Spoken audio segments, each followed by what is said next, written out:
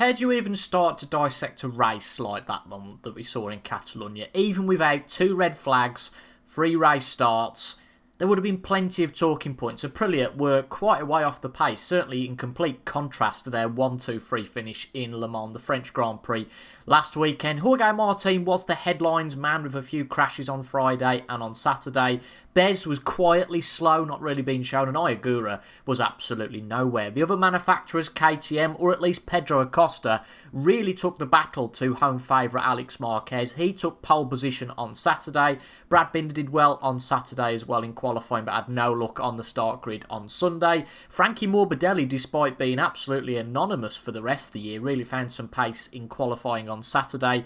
Honda were also on the pace with Johann Zarco, and that's without any appearance from Marc Marquez on the grid this weekend. What a race it was on Sunday. But let's start on Friday, and the man who grabbed the headlines on Friday, Jorge Martin. Despite a brilliant French GP, which we looked at in the last show, Jorge Martin taking Saturday and Sunday's wins, a full haul of 37 points. But he had a rough Friday this weekend. It was strange to see. He wasn't comfortable on the bike, had a couple of crashes, which meant that he had to go through the ever-fated Q1. And if you don't get through Q1, that means you're going to be outside the first 4 rows of the grid. And realistically, you don't give yourself much of a chance for Saturday or indeed Sunday's race. So a big points loss from that if you don't get through it. And as well, there's no weak Q1 really these days, but a strong Q1 because Pecco Bagnaia was in there again. Not a happy sight seeing him in Q1.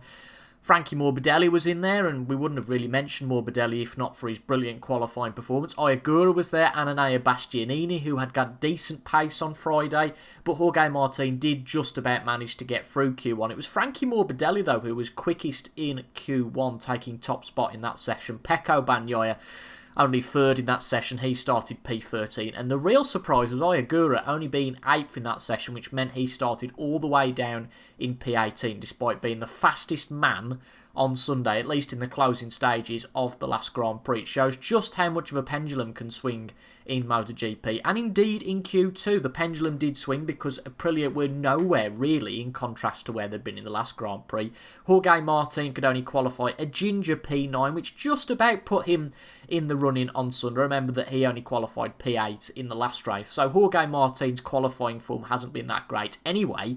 But Marco Bezzecchi was in the wilderness, really. He was behind Jack Miller in P12 on the grid on the 4th row. So you wouldn't have given Bezzecchi much of a chance, really, in the race, nor Jorge Martin. So it was very much damage limitation for those two. But in the absence of Aprilia on the front row, it was a KTM and Ducati lockout, with Pedro Acosta taking pole position at home, a great pole position from him. Frankie Morbidelli again from nowhere taking P2 on the grid, and Alex Marquez in P3. Alex Marquez really had the pace on Fridays, who went into the sprint and the main race as the slight favourite from Pedro Acosta, and Raul Fernandez was the top Aprilia in P4s. He kept the Aprilia end up, surprisingly, given that the other 3 Aprilias hadn't really got the pace.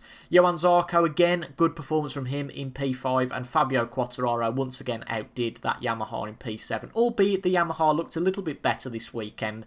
KTM, Honda and Yamaha, the gap wasn't so much this weekend to the top manufacturers, those Ducatis and Aprilia bikes. So they had more of a chance, and Jack Miller was in Q2. I think that all 5 manufacturers made their way into Q2, so that's a positive sign in Catalonia.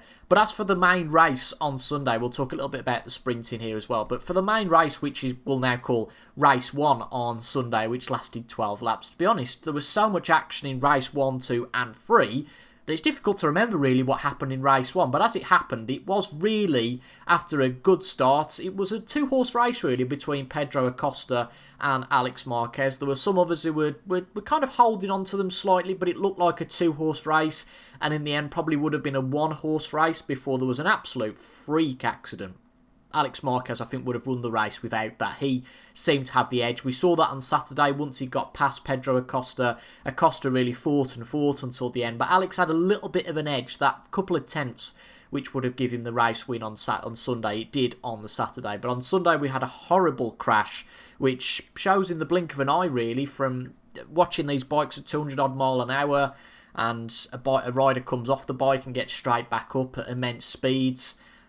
what we saw on Sunday was a freak accident, which just shows in the blink of an eye how dangerous MotoGP racing can be. And Alex Marquez, unfortunately, was badly injured from that. I think it could have been worse, but he got out of that with what's reported to be a fractured neck and a broken collarbone. He'll be out for some time. And Fabio Di Gianantonio was clearly sore, particularly his hand, after a tyre from Alex's bike hit his bike and sent him down. And as we saw that go on in front of our eyes, you almost wince and think, it all happened so quickly, but my God, if there are tyres bouncing along the track, it could have been an absolute... it could have been worse than it was, to be honest. That meant that Alex Marquez, in terms of a racing point of view, was out of the race. Of course, his condition was the most important thing, and not great for him. He's badly injured, but he got out of that at least. That was pretty rough. But ultimately, that led to quite a long red flag after all that was cleared up. Great stuff from the marshals, and then we get back underway for a second start on the grid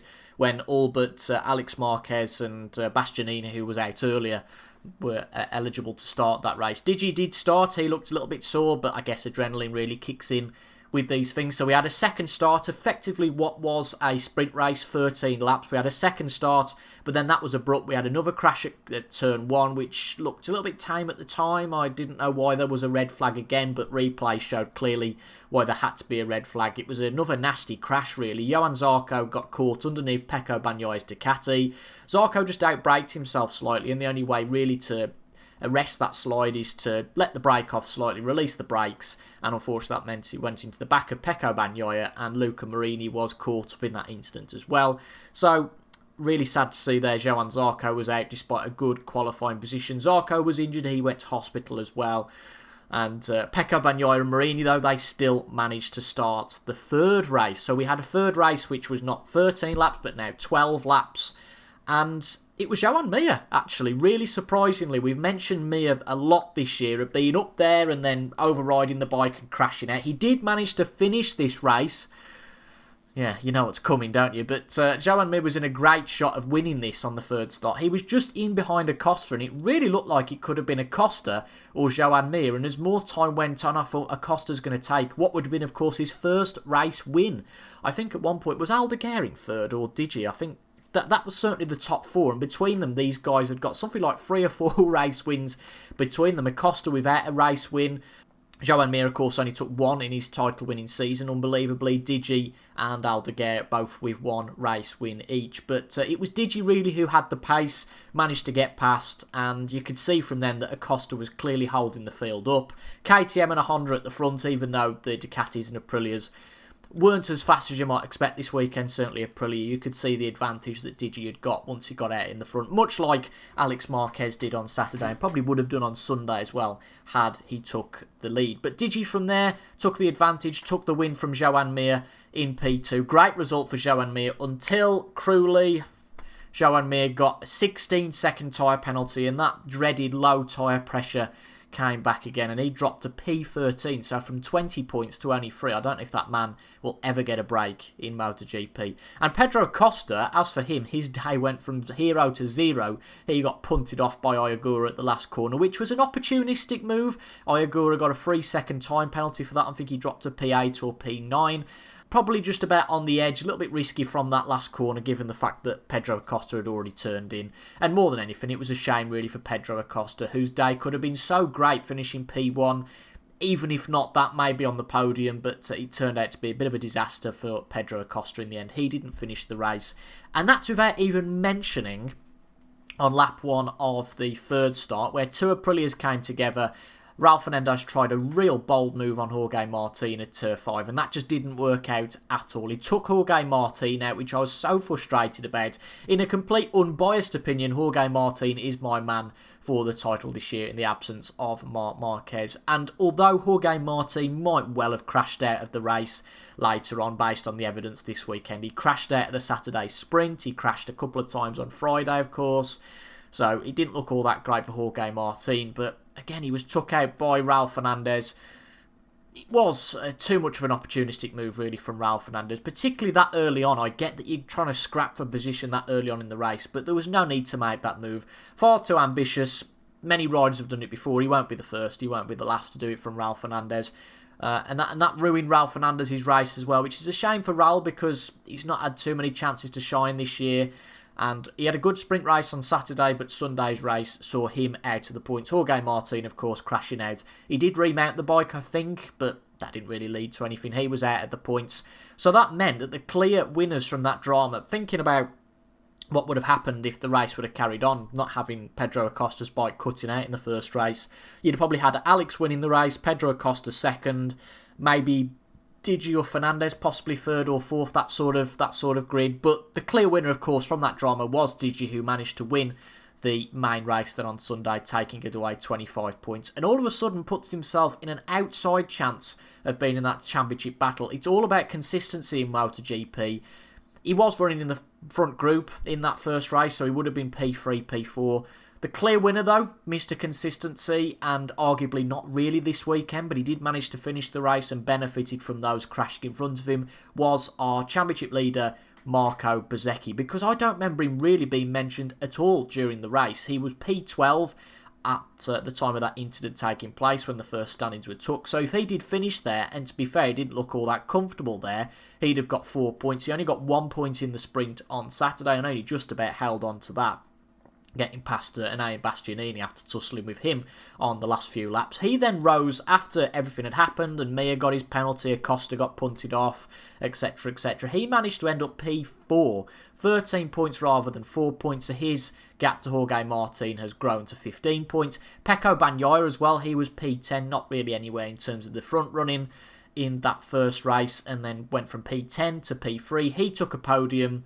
An end to Bezzecchi's 100% podium streak on a Sunday, albeit very close to being on that podium once again in P4. But he definitely benefited from the situation on a weekend where it looked like it wasn't really going to matter for the title fight. Both Aprilia's not really up there. Acosta and Digi potentially getting closer to the front. Acosta in particular, I don't think he's got enough really for a title battle. The same as Alex Marquez, obviously before that incident took place, which is going to see him out, I would think, for at least a few races, if not much longer than that. But it is Digi with an outside chance of getting in that championship battle, but it was a good weekend for Bezzecchi in the end, really. I think he'll be very happy with that output on a weekend where he just wasn't there at all. And first Sunday podium of the season for Fermin Aldeguer, coming back from that nasty injury he's had at the start of the season, so that'll give him a morale boost. Pecco Bagnaia on the podium, the first race without an Aprilia on the podium as well on Sunday this weekend. And considering they were 1, 2, 3 in the last race, that seems, I would say, quite significant, but maybe more track specific, because we go to Mugello next in 2 weeks' time. We've had back-to-backs, we then have 2 weeks before the next race, and I've an idea then it's a back-to-back. It is a back-to-back, I think, Mugello and the next race. Possibly Balaton maybe next, I'm not too sure without looking. But looking at what happened there last year, it was the two Marquez brothers 1-2 in the main race last year. Marc Marquez first, Alex in second. We certainly won't see Alex in that race. I doubt we'll see Marc Marquez as well in that race. It come out over the weekend that Marc Marquez wasn't at 100%. He was effectively riding with 1.5 arms so far this year because of some pain, I think, in his shoulder potentially. He's gone and had some surgery. He was planning to have surgery anyway after the Spanish Grand Prix, or the Catalan Grand Prix, if you will, because you had the Jerez race earlier in the year. So Marquez not at 100%. I don't see him being back for Mugello, and certainly if he is not at 100%. But the man who finished third in that race last year was Digi. So will he have half a chance in the Mugello race? Of course, it's Bagnaia and Bezzecchi's home race as well. So Bezzecchi with half a chance. Jorge Martin looking to pull back as well in Mugello. And really the story just continues in MotoGP this year. It's been a great season so far, and I think that will continue on to Mugello for Marco Bezzecchi's home race next time out. But the most important thing from this weekend is that after that horrible incident, that okay isn't really the word to use. It's almost like that all riders conscious bit that they use, that okay, great, but what's the damage? All riders came out of it okay. Alex Marquez is going to have a bit of a recovery time, but the fact that all the riders were okay in a sense is the most positive thing to come out of this weekend in an incredibly dangerous motor racing, but one that we all love and one that the riders crucially wouldn't take part in if they didn't realise the dangers. But a very interesting weekend at Catalunya, and I'll see you all again for the next race in Mugello.